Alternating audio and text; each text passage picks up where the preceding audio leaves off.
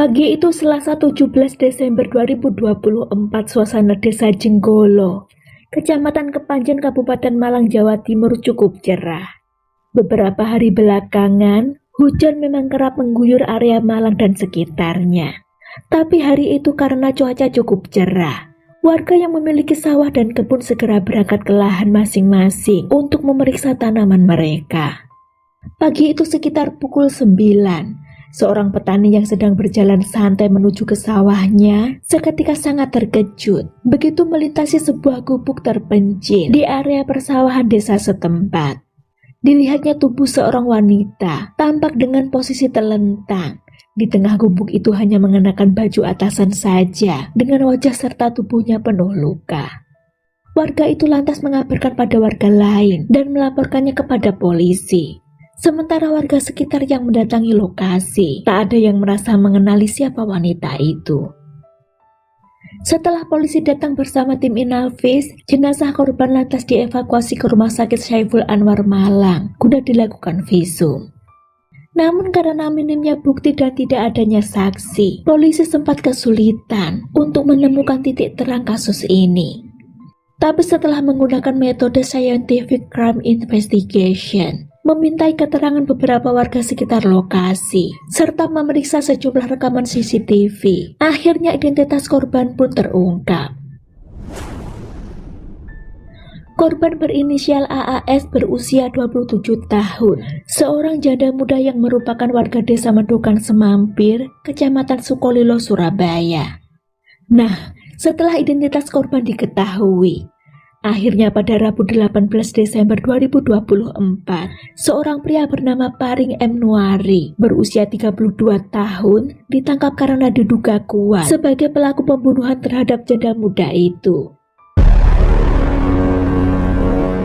Paring M. Nuari adalah seorang pria lajang berusia 32 tahun yang ternyata juga berasal dari desa Medokan Semampir, Kecamatan Sukolilo, Surabaya, yang berarti satu desa dengan korban. Dari pengakuan pria itu, ia dan korban sebenarnya memang teman sepermainan sejak kecil, tapi diakui pelaku, meskipun terbilang masih bertetangga, ia dulu tidak akrab dengan korban, apalagi pelaku yang memang sudah cukup lama bekerja di Malang. Pertengahan tahun 2024 adalah awal mula antara pelaku dan korban mulai dekat via aplikasi FB. Paring yang masih lajang mulai tertarik pada korban, si teman sedesanya yang diketahuinya telah menjadi seorang janda muda. Dari sanalah pria 32 tahun ini mulai mendekati korban dengan cara sering memberikan komentar di setiap postingan di akun FB milik korban dan kerap mengirimkan pesan di FB Messenger. Komunikasi yang intens itu pun tentu membuat keduanya semakin hari semakin dekat. Barulah setelah itu mereka bertukar nomor WA. Dan terhitung sejak Oktober 2024 korban dan pelaku ini mulai menjalin hubungan asmara. Diceritakan oleh pelaku, bermula pada Minggu 15 Desember 2024, ia dan korban janjian untuk ketemuan dengan cara korban yang mendatanginya ke Malang. Dari cerita pelaku, korban mengatakan jika sebenarnya ia ada urusan dengan temannya yang dari Lumajang, tapi lebih dulu ia ingin bertemu dengan Paring, sang kekasih ini. Sekitar pukul 13.00 waktu Indonesia Barat, ia dicat oleh korban via WA, yang mengatakan jika nanti sekitar pukul 15.00 waktu Indonesia Barat, AAS atau korban ini minta dijemput di Terminal Arjosari Malang. Paring pun menyanggupinya, sekaligus merasa senang akan bertemu kekasihnya itu. Sekira pukul 14.00, Paring meminjam motor kepada temannya dengan alasan untuk menjemput pacarnya di terminal. Setelahnya pria 32 tahun itu langsung meluncur menuju terminal bus Arjosari menunggu kekasihnya tiba. Barulah sekitar pukul 15.00 bus dari Surabaya yang ditumpangi korban tiba dan Paring pun segera menyambut kekasihnya itu. Dengan mesra berboncengan motor, sejoli itu melaju meninggalkan terminal. Ketika dalam perjalanan, Paring bertanya kepada AAS ingin jalan-jalan kemana, yang kemudian dijawab oleh wanita itu, terserah asal jalan-jalan, sebelum ia menemui temannya yang dari Lumajang. Mendengar itu, motor terus dilajukan dengan santai ke arah barat, hingga tak terasa mereka sampai di kawasan Kecamatan Kepanjen, Kabupaten Malang. Sekitar pukul 16.00, motor itu tiba di Desa Jenggolo tepat ketika hujan mulai turun. Paring menghentikan laju motor ketika dilihatnya ada sebuah gubuk di lokasi yang sepi dekat persawahan. Karena hujan semakin deras, Paring mengajak kekasihnya itu untuk istirahat berteduh. Sejauh itu sempat berbincang-bincang, termasuk AAS atau korban ini menceritakan jika nanti ia akan dijemput oleh temannya yang katanya dari Lumajang itu.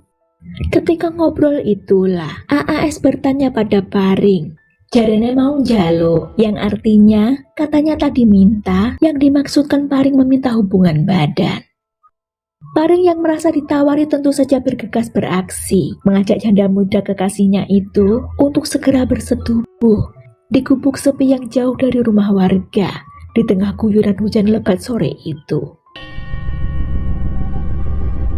Setelah keduanya sama-sama sampai di puncak kenikmatan, mereka lalu duduk bersantai sambil menunggu hujan yang juga belum reda. Saat itulah Paring melihat kekasihnya itu sedang asik bermain ponsel. Tapi ketika diperhatikan olehnya, ternyata kekasihnya itu sedang berkirim pesan dengan pria lain.